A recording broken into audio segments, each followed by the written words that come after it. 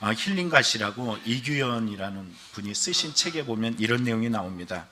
포로된 삶은 한마디로 피곤합니다. 억압받고 자유를 잃어버렸기 때문에 자기가 계획하고 주도해서 살 수가 없습니다. 누가 시켜서 일해야 하니 포로의 삶은 피곤한 것입니다. 지금 만약 당신도 타이에에 끌려다니고 있다면 포로된 삶을 사는 것입니다. 여러분은 어떠십니까? 저는 이 글을 읽는데 이런 마음이 들어요. 전쟁 포로로 당시에 때 끌려간 삶들, 여러분 이 삶은 정말 노예라는 삶입니다. 얼마나 힘든지 어려운지 몰라요. 내가 원하는 것을 하는 것이 아니에요. 누구에 의해서, 타이에 의해서 행동합니다. 여러분들이 오늘 본문의 내용이 이야기하는 것처럼 여러분의 삶이 누군가에 의해서, 내가 자의적이 아니라 타이에 의해서 예배드리고 타이에 의해서 행동하고 타이에 의해서 움직인다면 이 모든 것들이 포로와 동일하다라고 이야기해요. 그런데 오늘 성경을 보면 당시에 때 이 포로, 다른 말로 얘기하면 둘로스라고 얘기하는 종의 모습은 어떤 모습이었냐면 당시에 때 로마에는 66만 명이라는 이 어마어마한 숫자의 종이 있었다고 이야기해요. 몇 명이라고요? 66만 명. 엄청나죠? 이 사람들은 어디서 온 걸까요? 포로로 끌려온 사람들이 대다수였어요. 그러면은 시장이 열리잖아요. 우리 5.1장 막 옛날에 열렸잖아요. 기억나시죠? 그러면 5.1장에 가면은 저도 양평에 갔다가 5.1장에 보니까는 그곳에 끝에 딱 가니까 개들이 있더라고요. 개들이 잔뜩 있어요. 근데 그 개들을 사람들이, 동네 사람들이 와가지고 서로 그 가격에 대해서 흥정을 하더라고요. 가격 2만 원 썼는데 그걸 또 깎으려고 그래. 2만 원이라 써있는 개를 그냥 사가도 참 괜찮은 것 같은데 조금만 더 몇천 원 더 깎아주세요 막 그러더라고요. 근데 당시 로마 시대 때 그렇게 개시장이 열린 것처럼 사람이 똑같았어요. 말하는 짐승이었어요. 그냥 지나가다가 흥정하는 모습 보면서 저 종 예쁜데? 저 종 멋진데? 저거 사가가지고 우리 집에 쓰면 좋겠다, 이런 마음이 들면 돈 있는 사람이 어떻게 해요? 사는 거예요. 사가지고 가면 어떻게 해요? 말하는 짐승이니까는 자기 멋대로요. 어떤 사람은 속노예로 쓰기도 하고 어떤 사람은 일노예로 쓰기도 하고 이 짐승으로 쓰는데 더 이상 사람이 아니에요. 얼마나 참혹한지 모릅니다. 근데 오늘 성경을 보다 보면은 바울 사도가 이렇게 말합니다. 예수 그리스도의 종 바울 자신을 말하기를 종, 둘로스, 노예 이렇게 표현하고 있습니다. 오늘 본문에 이 노예는 뭐라고 이야기하냐면 누가 오늘 성경의 제목을 뭐라 그랬어요? 누구의 종이냐? 바울 사도는 예수 그리스도의 종 바울 이렇게 말하고 있습니다. 오늘 성경을 통해서 우리가 알 수 있는 것은 참 중요한 내용이에요. 여러분이 이 땅을 살면서 누구의 종로로, 누구의 포로로 살아가냐라는 거죠. 여러분이 정말 이 땅에 살아가면서 누구의 종이냐, 이 질문 앞에서 스스로 자문하고 대답하여서 이 땅에 참 자유와 평안과 은혜를 누리는 성도의 신앙이 되기를 축복합니다. 자, 오늘 누구의 종이냐? 성경은 이렇게 구분합니다. 첫째는 누구에게 순종하느냐에 따라 구분됩니다. 오늘 하나만 할 거예요. 다음 주에는 두 번째, 세 번째, 첫 번째 좀 다르고 두 번째, 세 번째 할 겁니다. 제가 다 하려고 그러니까 너무 길어질 것 같아서 잘랐어요. 잘했죠? 하나만 할 겁니다. 그래서 오늘 보면은 누구의 종이냐, 이런 부분이에요. 오늘 성경 기억나시죠? 누구에게 순종하든지 그 순종함을 받는 자의 종이 되는 줄을 너희가 알지 못하느냐. 여러분, 누구에게 순종하느냐, 이 말은 뭐예요? 뭔가 들려, 뭔가 이야기하고 순종할 만한 상황이 열린다는 거예요. 묻지마 폭행, 묻지마 살인, 사건. 여러분, 이 사건을 보면은 사람들이 뭐라 그래요? 왜 죽였어요? 왜 때렸어요? 그러면 이렇게 말하죠. 누가 나에게 죽이라고 얘기했어요? 누가 나에게 때리라고 이야기했어요? 누가 그랬을까? 여러분, 이 사람은 도대체 누구의 말을 듣고 있는 걸까요? 오늘 우리는 누구의 지배를 받고 있는 걸까요? 오늘 본문에 보면 무엇에 순종하느냐에 따라서 누구의 종인지 그 여부가 정해진다, 이렇게 말합니다. 창세기 3장에 보면 그 대상을 분명하게 확실하게 구분하는데요. 창세기 3장에 이 범죄한 자에게 하나님께서 이렇게 말씀하세요. 내가 너로라는 것은 뱀이에요. 뱀은 누굴까요? 옛뱀이라고도 하고 사단이라고 합니다. 내가 너를 여자와 원수가 되게 하고 내 후손도 여자와 후손과 원수가 되게 하리라. 그러니까는 뱀의 후손이 있고 여자의 후손이 있어요. 뱀의 후손은 누구라고요? 사탄.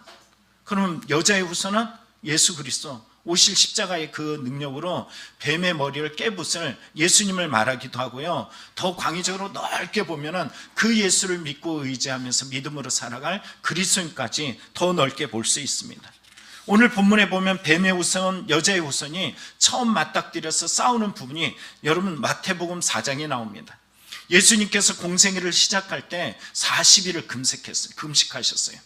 40일을 금식하면 뭐가 가장 절실해요? 먹는 거죠. 여러분 가장 먹어야 되는 이 절실함, 이 절박함 속에 사단은 늘 찾아옵니다. 여러분 무엇에 가장 절박합니까? 무엇이 가장 절실합니까? 사단은 그 부분을 통해서 우리에게 찾아와요. 예수님에게 와가지고 뭐라고 이야기해요? 야, 이 돌들을 명하여서 떡이 되게 하라. 여러분 이게 왜 문제가 되냐면은 하나님의 말씀보다 뭐가 중요해? 그냥 떡 먹고 사는 것, 이게 우선시됩니다. 이것을 우선시 시키는 그 가운데 예수님께서 뭐라고 말씀하셔요? 이렇게 말씀하시죠. 예수께서 대답하여 이르시되 기록되었으되 사람이 떡으로만 살 것이 아니요 하나님의 입으로부터 나오는 모든 말씀으로 살 것이라. 여러분 예수님 무엇에 순종하십니까? 말씀에 순종해요. 여러분 우리의 삶에 먹고 사는 절실함, 여러분 그것이 정말로 절박할지 모르지만 가장 중요한 것은 뭐예요? 사단의 권세를 이기는 방법은 말씀에 순종하는 것이고, 우리가 순종함을 통해서 예수가 누구냐? 하나님의 아들이셔. 이걸 보여줍니다. 여러분이 세상에서 돈의 능력 알아요? 몰라요? 알죠. 먹고 사는 거의 중요성 알아요? 몰라요? 그런데 그것을 통해서 사단은 어떻게 해요? 우리의 마음을 뺐습니다. 어떤 모습으로 뺐는지 두 번째, 세 번째 나오는데, 두 번째는 뭐야? 높은 곳에 올라서 뛰어내려봐. 야, 너의 그 천사를 보내서 너를 잡아줄 거야. 안전이라는 부분을 통해서 말해요. 그리고 세 번째 뭐라고 이야기해요? 높은 곳에 올라가지고 세계의 모든 영광들을 보여줍니다. 보여주면서 뭐라 그래요? 야, 나에게 경배해. 내가 이 모든 것을 너에게 줄게. 여러분 모든 내용이 잘 보이나요? 그럴 때 예수님께서 뭐라 말씀하세요? 주 너희 하나님을 시험하지 말라. 예수님 뭐라 말씀하세요? 주 너희 하나님께만 경배하고 다만 그를 섬기라. 여러분 이 이야기를 통해서 성경을 보면 사단은 떠나갑니다. 그런데 어때요? 완전히 떠나갔다라고 이야기해요? 뭐라고 이야기해요? 누가복음에 보면 이렇게 말합니다. 얼마 동안 떠나니라. 여러분이 믿음으로 승리했어요. 믿음으로 괜찮아, 좀 좋아졌어, 나는 문제없어, 신앙이 있어 라고 이야기하지만 얼마 동안입니다. 이 땅에 살아가는 모든 삶 속에 끊임없이 우리에게 육신적인 이 코드를 가지고 우리를 무너뜨리려고 합니다. 그러나 분명히 하나님께서 주신 말씀이 있습니다. 로마서 8장 13절, 여러분 빨간 글씨만 함께 같이 읽어볼까요? 시작. 너희가 육신대로 살면 반드시 죽을 것이로되. 육신대로 살면 어떻게 된대요? 반드시 죽어. 여러분 여기 육신대로 산다는 뜻이 뭘까요? 로마서 8장에 보면 공동번역으로 육신대로 사는 것이 뭔지 이렇게 말합니다. 육체적인 것에 마음을 쓰면, 육체적인 것에 마음을 쓰는 사람은 이렇게 말해요. 이 부분을 뭐라 그러냐면 삶의 목적에 대해서 말합니다. 너의 인생을 무엇에 목적을 두고 있니? 너의 인생을 무엇을 위해서 살아가니? 여러분 로마서는 이러죠. 우리가 먹든지 마시든지 누구의 영광을 위하여? 살든지 죽든지 누구의 영광을 위하여?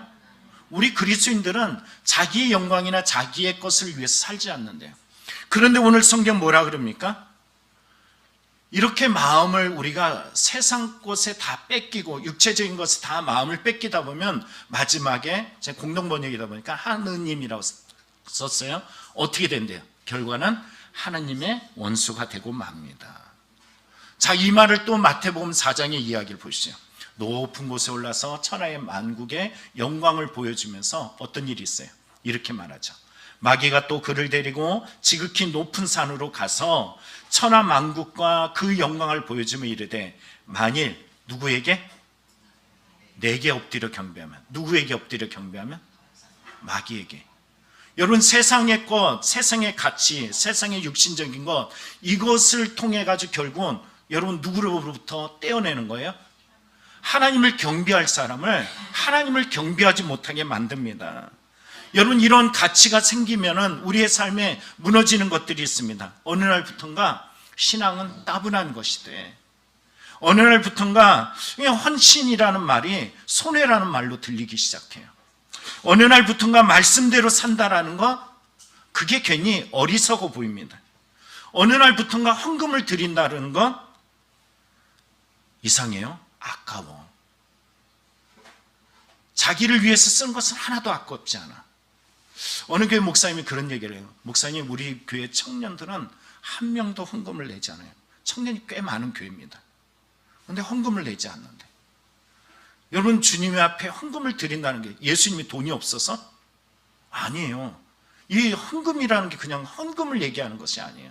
무슨 말을 하냐면 너 누구를 섬기니? 라는 이 질문 앞에 서는 겁니다. 오늘 마태복음 6장에 보면 한 사람이 두 저인을 섬기지 못할 것이니 혹이를 미워하고 저를 사랑하거나 혹이를 중히 여기고 저를 경히 여김이라. 너 무엇을 선택하고 있니? 라는 이 말은요, 마음의 문제라는 거예요. 내 보물이 있는 곳에 뭐가 있다? 마음이 있다.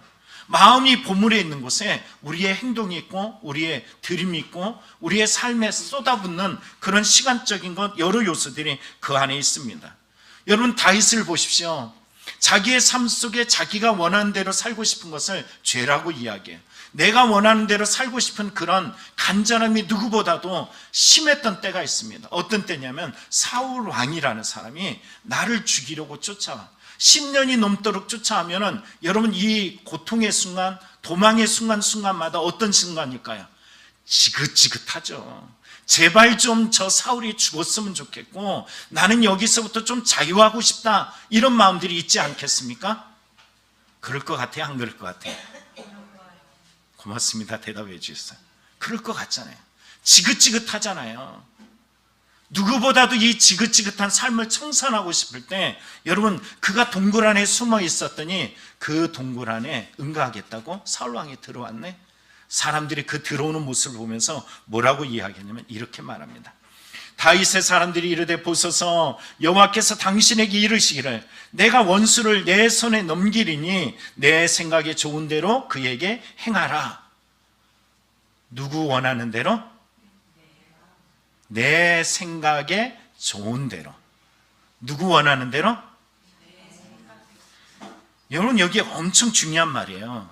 사람들이 말하기를 다윗에게 하나님이 어떻게 생각하는지, 여호와께서 당신에게 이르시기를 하고 있지만 앞에는 하나님께서 원하시는 대로라고 이야기하는 것 같지만 실상은 누구 좋은 대로? 네 좋은 대로 행해, 이렇게 말합니다. 그러나 여러분, 성경에 다윗은 어떻게 합니까? 자기가 원하는 대로 하잖아요. 이 지긋지긋한 삶을 청산하고 자유하기 위해서 사울왕을 죽이지 않습니다. 옷자락만 싹 베죠. 그런데 이 옷자락을 벤 이유가 있어요. 성경 뭐라 그러냐면 이렇게 말합니다. 내가 손을 들어 여호와의 기름 부음을 받든 내 주를 치는 것은 누가 금하신 것? 여호와께서 금하신 것. 그리고 나에게 야, 저 사람 죽여라고 한 사람들에게 뭐라고 이야기해? 너희들도 하지마, 금하여. 너희들도 하지마, 이렇게 말했다는 것이. 내가 원하는 대로 행동하는 것이 쉬운 거예요? 내가 원하지 않는 것을, 하나님 뜻대로 행동하는 것이 쉬운 겁니까? 내가 원하는 것을 해서 삶의 자유하고 좋아 보이는 것을 쫓아가는 것이 쉬운 거예요? 아니면 이 고통을 그대로 받아들이는 것이 쉽습니까? 여러분, 사단은 이 삶의 자리에 어떤 순간순간에 가장 절박할 때, 가장 간절할 때 그 부분에 찾아와 가지고 네가 원하는 대로 해, 네가 원하는 대로 해, 이렇게 말합니다. 내가 원하는 대로 하고 싶을 때 내가 원하는 것은 그게 뭐예요? 그게 죄입니다. 내가 원하는 대로 하게 되면 어떻게 되냐면 끝장나는 거예요. 존 오웬이 죄와 은혜의 지배라는 책에 이런 말을 합니다. 인간이란 존재는 태어날 때부터 죄와 사망의 법에 속박된대요. 이 말은 뭐 어떤 말이냐면은 신분상 죄종이라는 거예요. 제가 원하는 것을 따라갈 수밖에 없대요. 이게 언제냐면 예수를 믿지 않을 때. 이걸 절대적 지배라고 표현합니다. 절대적 지배에 있어요. 신분상 죄종이니까는 누가 주인이에요? 죄가 주인이야. 죄가 주인이기 때문에 그 죄가 이끄는 대로 순종하며 따라갈 수밖에 없습니다. 그러나 이제는 누가 됐어요? 우리는 누구예요? 하나님의 자녀죠? 그리스도인 맞지요? 그러면 존 오웰은 이런 말을 합니다. 죄의 상대적 지배가 아니라 이렇게 말해요. 죄의 상대적 지배라고 표현해요. 절대적 지배에서 벗어나서 상대적 지배, 이렇게 표현해요. 이 말은 어떤 말이냐면 죄의 지배권이 상실되었어요. 예수 그리스도의 십자가의 사건을 통해서 죄로 말미암아서 절대적으로 지배했던 여기서부터 자유함을 얻었어. 그럼 어떻게 됐냐면 이런 표현합니다. 잔존하는 죄는 어찌하든지 인간의 정욕의 도움을 받아 은혜에 대해 우세한 영향력을 극대화하려고 애쓴다. 이 말을 좀 쉽게 설명하려다 보니까 또 우리 성경 공부팀이 잠깐 얘기했던 내용이 생각나더라고요.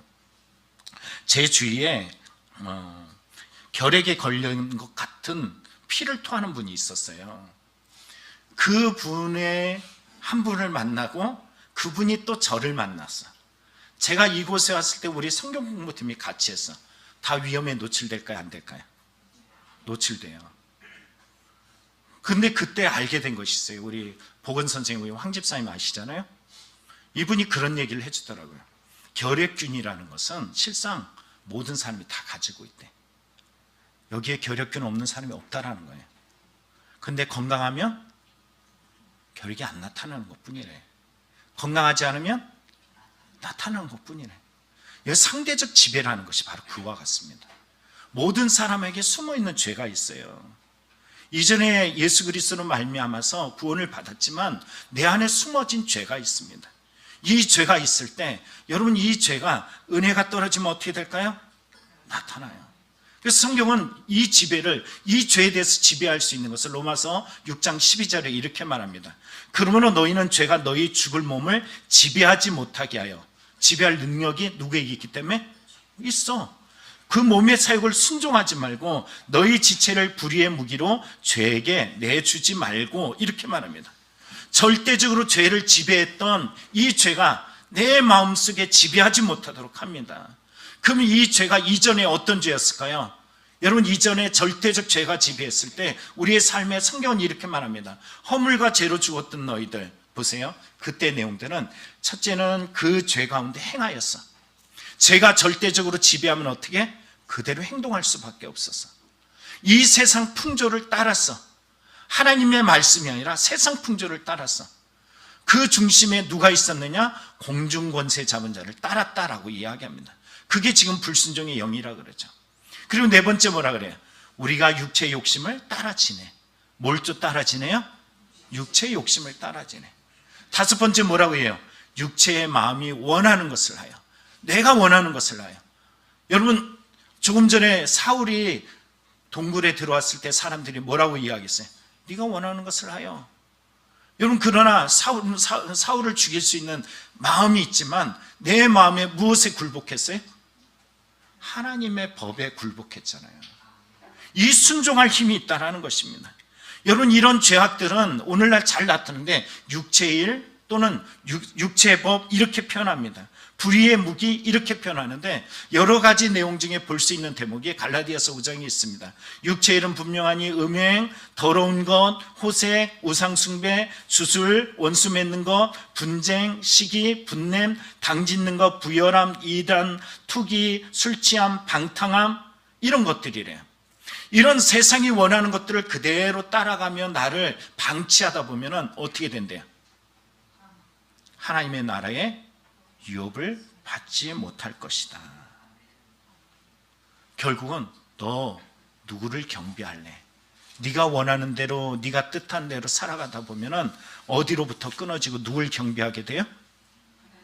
하나님을 경배하게 된다는 겁니다. 그러나 이제는이라고 표현해요. 좀 지루한가요? 너무 정말 중요한 내용이에요. 그러나 이제는이라는 것은 예수 그리스도께서 나를 위해 이 땅에 오셨고 나를 죽을 수밖에 없는 이 죄인을 위해서 십자가에 돌아가셨어. 이걸 믿는 것, 의롭게 된 성도라고 이야기한다면 하나님의 자녀가 되는 권세를 받았잖아요. 이젠 절대적 죄가 지배하는 것이 아니라 은혜의 법, 하나님께서 나를 구원하셨어라는 바로 의로운 이 법이 내 마음에 있다 그러면은 절대적 지배권이 아니라 누구 아래 있다고요? 상대적 지배권 아래 있어요. 상대적 지배권 아래 있다는 것은 어떤 말일까요? 여러분, 그러면 내가 뭘로 이길 수 있어요? 은혜로 이길 수 있습니다. 그러나 내 속에 보여지는 죄가 있고 보여지지 않는 죄가 있어요. 다른 말로 이야기하면 아는 죄가 있고 모르는 죄가 있습니다. 존 오웨는 시편 19편을 통해서 이렇게 말합니다. 자기 허물을 능히 깨달을 자가 누구리요? 나를 숨은 허물에서 벗어나게 하소서. 이 말을 표준세번역에 보면 미처 깨닫지 못한 죄라고 이야기해요. 아는 죄는 13절에 나오죠. 주의 중에 고의로 죄를 짓지 말게 하사 한 것처럼 알면서도 죄 지은 이 모습을 표현하고 있어요. 모르는 죄라는 것은 그럼 뭘까? 어떻게 나타날까? 존 오웨는 이렇게 말합니다. 지성의 눈먼과 감정의 충동, 의지의 완고함. 삶 속에 나타나는데 지성이라는 부분, 야 이게 옳지, 지성적으로 이게 똑똑하지, 이게 맞는 거지, 아니 내 생각이 맞다니까. 세상 사람들이 보니까는 이 지성적인 모습 맞아. 예수 그리스도를 믿어? 야 2000년 전에 죽은 예수가 나의 죄를 위해서 돌아가셨어? 그거는 못 믿겠네. 뭐가 움직여요? 지성이죠. 감정적 부분을 보십시오. 내 감정이 상했는데, 감정이 상한 곳에, 여러분이 감정이 상해서 이곳에 와서, 그럼 여러분에게 은혜를 선포하면 그 사람들의 마음속에 나는 예배 드리고자 원하지만 그 감정 속에 예수 그리스도의 은혜가 들어가요? 의지의 완고함 보시죠. 내 마음에 의지가 있어. 이렇게 하겠다고 이미 정해진 마음이 있어. 그럼 그 마음 속에 완고함에, 여러분 보세요. 성경에 보면 출애굽에 보면 바로왕이 여러분 10가지의 기적을 경험하지 못했어요? 하나님의 살아계심을 목격하지 못했습니까? 여러분 자기 백성들이 죽어지는 모습을 눈으로 목도하지 않았어요? 내 아들이 죽는 것을 눈으로 보지 못했습니까? 하나님의 살아계심을 온몸으로 온 삶으로 다 보았습니다. 그런데도 그 마음은 어떤 마음을 가졌더라? 완고함. 이 완고함. 여러분 하나님이 쉼없이, 여러분 로마서 1장에 보면 핑계하지 못할 만큼 당신을 드러내 보여주셨어요. 그런데도 불구하고 우리의 마음속에는 이 하나님을 보지 못하는 마음이 있어요. 나는 아니야, 나는 괜찮아, 나는 좀 달라. 여러분 이 마음이 작용하는 마음을 내 마음속에 숨어있는 알지 못하는 죄라고 표현하는 거예요. 그러나 그 외의 법들은 어떻게 합니까? 이 법도 깨닫게 하려고 시편 기자가 말한 것처럼 자기 허물을 능히 깨달을 자 누구리요? 나를 숨은 허물에서 벗어나게 하소서 하면서 이 죄를 회개함도 필요하지만, 여러분 다 아는 죄 있잖아요. 앞서 말했던 갈라디아서 5장에 나타나는 수많은 죄들, 그러면 안 돼. 그런데 그 죄 가운데 여러분 그 죄에 대해서 여러분 지키려고 하는데 잘 지켜져요? 안 지켜져요? 다시 물어볼게요. 여러분이 이렇게 살고자 원해. 하나님 앞에 저 죄는 짓고 싶지 않아. 하나님 이 죄 말고 하나님 원하시는 말씀의 뜻대로 살고 싶어. 그런데 여러분 죄의 길을 가요? 하나님의 뜻 앞에 철저하게 순종해요? 왜 그러는 걸까요? 제가 이 말씀을 달란트 비유 아시죠? 죄가 지배하는 삶이 어떤지 말씀드리면 이래요. 하나님께서 거기 나온 이 주인이 자기가 먼 여행을 가면서 종들을 부릅니다. 그래서 한 종에게 1달란트 주고, 한 달란트는 또 한 종에게는 2달란트를 주고, 한 종에게는 5달란트를 줍니다. 그리고서는 멀리 떠나갔다가 그리고 돌아왔더니 2달란트는 가진 종은 또 2달란트를 남겼고, 5달란트를 남겼던 종은 5달란트 준 종은 또 5달란트를 남겼어요. 그때 주인이 이렇게 말합니다. 착하고 충성된 종아, 내가 적은 일에 충성하였음에 내가 많은 것을 내게 맡기리니. 적은 것이에요. 주인 입장에서는 적은 것이에요. 그런데 여러분, 자기 1달란트 받았던 종에게는 이 주인이 돌아와서 이렇게 말합니다. 그 주인이 대답하여 이르되, 악하고 게으른 종아, 나는 심지 않은 데서 거두고 해치지 않은 데서 모으는 줄 내가 알지 않았느냐? 내가 알았느냐? 이렇게 말해요. 오해했다라는 거예요. 그럼 왜 이런 말을 했냐면은, 달란트 받은 이 사람이 1달란트 받은 사람이 이렇게 말합니다.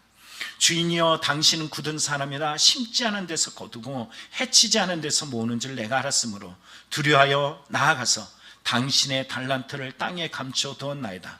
보소서 당신의 것을 가지셨나이다. 왜 2달란트, 5달란트 가진 사람은 주인이여 보소서 하면서 기뻐하며 5달란트를 2달란트를 내어줬는데, 이 사람의 여러분 분위기가 느껴져요? 두려워 떨면서 당신은 이런 사람입니다. 굳은 사람입니다. 심지 않은 데서 거두는 사람입니다. 뭐가 빠진 걸까요? 은혜 입장에서 보면 뭐가 빠진 거예요?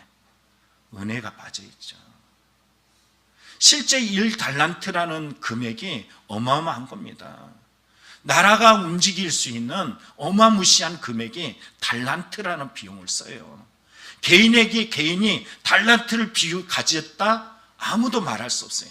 1달란트를 가졌던 5달란트를 가졌던 10달란트를 가졌던 이거는 인간이 가질 수 있는 자의적으로 내가 가질 수 있는 금액이 아니에요. 나라를 움직이는 재정적 요소를 실제적으로 달란트라고 표현을 합니다. 그런데 그거를 이 사람에 맡겼어라는 것은 주인이 이 사람을 위해서 뭘 끼친 거예요? 은혜를 끼친 거예요. 이 은혜를 받았음에도 불구하고 2달란트 우리 5달란트 볼 때는 비교하는 순간에 상대적으로 보면 저 사람 나보다 낫네, 저 사람 나보다 뛰어나네, 더 많은 것을 가졌네, 나보다 더 많은 달란트를 가졌네 라고 이야기하지만 1대1로 주인과 나 사이에 보면 내가 가진 달란트는 어떤 거예요? 은혜예요. 여러분이 지금 누리고 있는 삶 속에 아무것도 없습니다. 내 몸은 이만큼이고 내 재산은 이만큼이고 내 인생은 이것밖에 되지 않습니다 라고 말하지만 주인의 입장에서는 이 모든 것들은 다 뭐예요? 은혜예요. 다시 말하면 1달란트를 가진 자는 뭘 모르는 거예요? 은혜를 모르고 있는 것입니다. 은혜라는 것은 이런 원리를 가지고 있죠. 자 보세요. 그에게 1달란트를 빼앗아 가지고 누구에게? 10달란트 가진 자에게 줘라. 무릇 있는 자는 받아서 어떻게 해요? 계속 얘기해요. 은혜로 기억하라 그랬죠. 무릇 있는 자는 어떻게 해요? 더 풍족하게 돼. 그러나 없는 자는 어떻게 해요? 있는 거 맞아. 1,000원을 가지고 있는데 불평하고 원망하는 사람 1,000원을 누려 못 누려. 내가 집을 가지고 있는데 내 집이 마음에 안 들어. 그러면 이 집은 어떤 집이에요? 지옥이지. 여러분이 지금 가지고 있는 건강 상태, 어떤 사람은 그만큼 닉부이치치는 이 2손도 없고 2다리도 없는데 뭐라 그래요? 감사하대. 은혜가 있어. 그럼 어떤 사람은 건강하고 젊고 그리고 배운 것도 많고 그런데 왜 내 인생, 내 젊음은 왜 이 모양이야? 이 사람은 어떤 거예요? 은혜가 없는 거예요. 그럼 그건 뺏기는 거라는 거죠. 여러분 오늘 보세요. 오늘 여러분 헌신할 때 어떤 헌신을 합니까? 억지로 하잖아요. 억지로 할 때 사실은 뭐가 빠진 걸까요? 그러나 여러분 고린도전서 7장 제가 여기 썼죠. 종으로 부름을 받았다. 하나님이 나를 불러주셨어 라고 인정하는 순간에 여러분 이 은혜가 있는 삶은 어떨까요? 주께 속한 자유인이라고 표현해요. 여러분이 하나님의 은혜가 있으면 자유가 있어요. 내가 이제부터 내가 몇 시간 했네, 내가 얼마를 드렸네, 내가 이랬네. 여러분 자유를 잃어버리지 마시기 바랍니다. 하나님께서 여러분에게 은혜를 베푸셨어요. 이미 예수 그리스도의 십자가 사건으로 말미암아 나의 나됨은 하나님의 은혜가 되었습니다. 잃어버리지 말아야 될 게 뭐예요? 은혜입니다. 누구의 종입니까? 자, 말씀을 마칩니다. 여러분 누구의 종입니까? 너희 자신을 종으로 내어주어 누구에게 순종하든지 순종함을 받는 자의 종이 되는 줄을 너희가 알지 못하느냐? 혹은 죄의 종으로 사망에 이르고 혹은 순종의 종으로 의에 이르느니라. 여러분의 지금 삶은 지금 살아 있습니까? 죽어 있습니까? 여러분 자신을 깊이 돌아보며 순종하는 삶이 되기를, 그것도 예수 그리스도의 그 은혜에 순종하는 삶이 되기를 간절히 축원합니다. 기도하겠습니다.